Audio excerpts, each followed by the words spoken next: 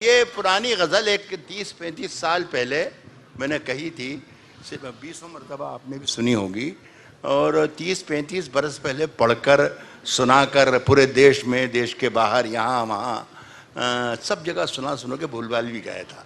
अभी 3-4 बरस पहले से ये गज़ल फिर से उग आई ज़मीन से, और जहाँ जाता हूँ मुझसे लोग कहते हैं, हुक्म देते हैं एक बार इनको सुना दीजिए वगैरह वगैरह वगैरह।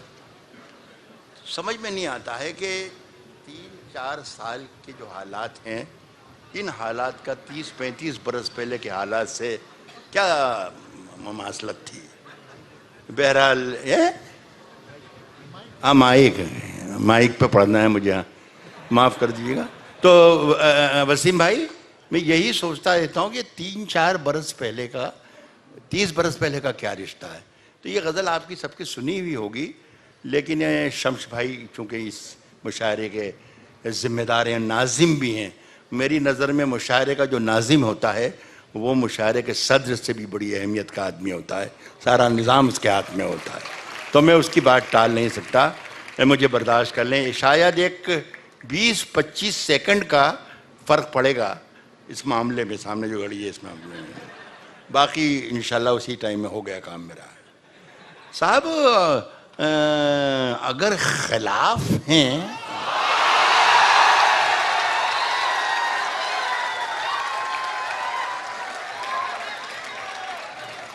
होने तो,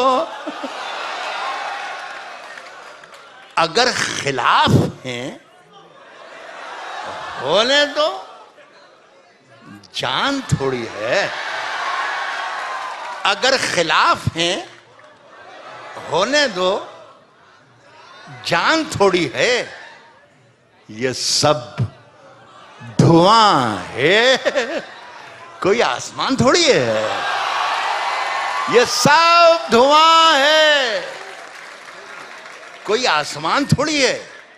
कोई आसमान थोड़ी है साहब। लगेगी आग तो आएंगे घर के ही जद में, लगेगी आग तो आएंगे घर के ही जद में।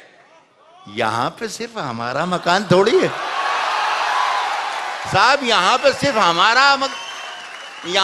हमारा मकान थोड़ी है। मियां, हमारे मुंह से जो निकले वही सदाकत है। हमारे मुंह से जो निकले वही सदाकत है। हमारे मुंह में तुम्हारी जुबान थोड़ी है। हमारे मुंह से जो निकले वही सदाकत है साहब। हमारे मुंह में तुम्हारी जुबान थोड़ी है। हमारे मुंह में तुम्हारी जुबान थोड़ी है। और मैं जानता हूं कि दुश्मन भी कम नहीं, लेकिन मैं जानता हूं कि दुश्मन भी कम नहीं, लेकिन हमारी तरह हथेली पे जान थोड़ी है। मैं जानता हूं कि दुश्मन भी कम नहीं, लेकिन हमारी तरह हथेली पे जान थोड़ी है। हमारी तरह हथेली पे जान थोड़ी है। और जो आज साहिब मसनद हैं, कल नहीं होंगे। ये हमारे यहाँ पे कुंवर रंजीत सिंह बैठे हुए हैं। इनके एक बड़े प्यारे इनके दोस्त हैं, हिंदी के बहुत बड़े राइटर हैं, अशोक चक्रधर, दिल्ली के। तो वो इसी तरीके से निज़ामत कर रहे थे एक मुशायरे की। हिंदी और उर्दू के राइटर थे, जिस तरीके से शम्स तबरेज़ साहब आज निज़ामत कर रहे हैं।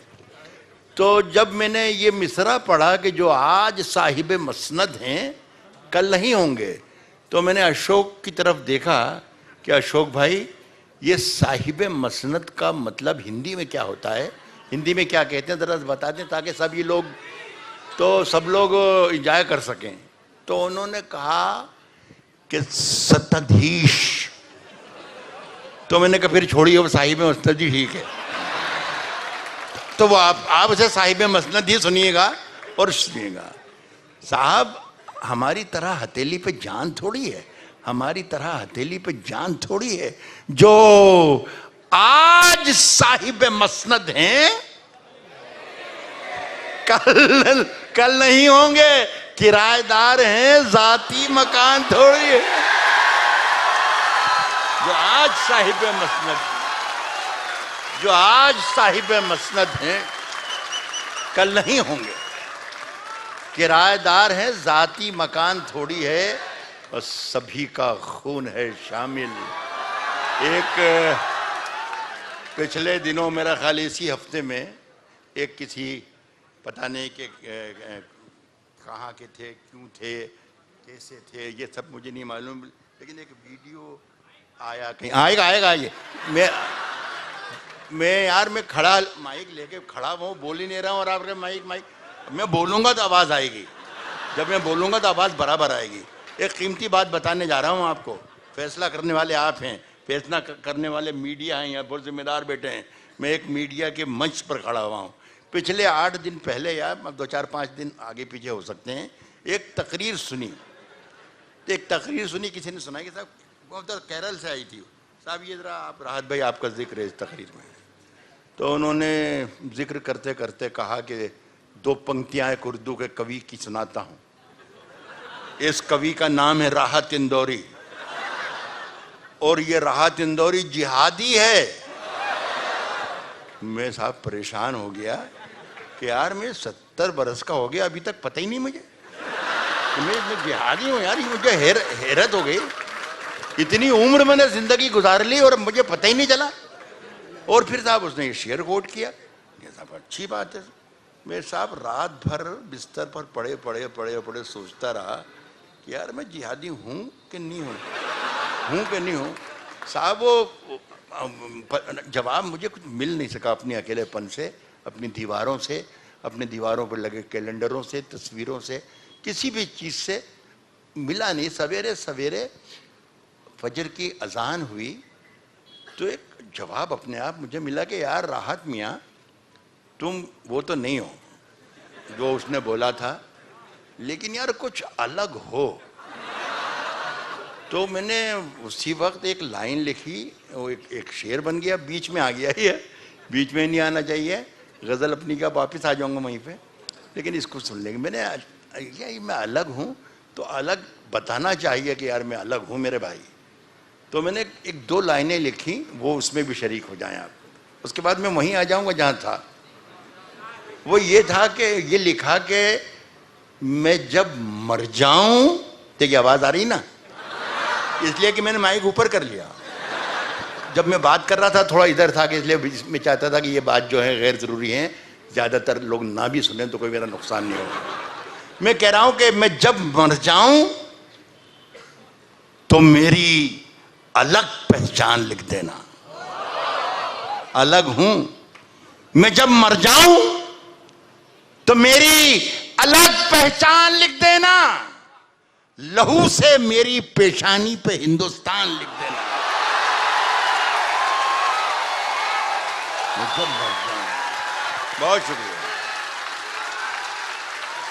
बहुत शुक्रिया आपका, बहुत शुक्रिया, बहुत शुक्रिया। तो ये बहुत शुक्रिया आपका, बहुत शुक्रिया। मैं ये अर्ज कर रहा था कि मगर हमारी तरह हथेली पे जान थोड़ी है।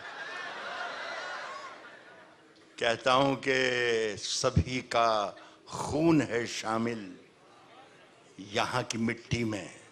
हिंदू, मुस्लिम, सिख, ईसाई, जितनी कौमें, जितनी ज़ुबानें, जितने धर्म, जितनी बरादरियाँ यहाँ बसती हैं, जिन्होंने हिंदुस्तान को आज़ाद करने में अपनी जानें दे दी, उन सब का खून यहाँ शामिल है। ये किसी मुसलमान का शेर नहीं है जो मैं सुना रहा हूँ।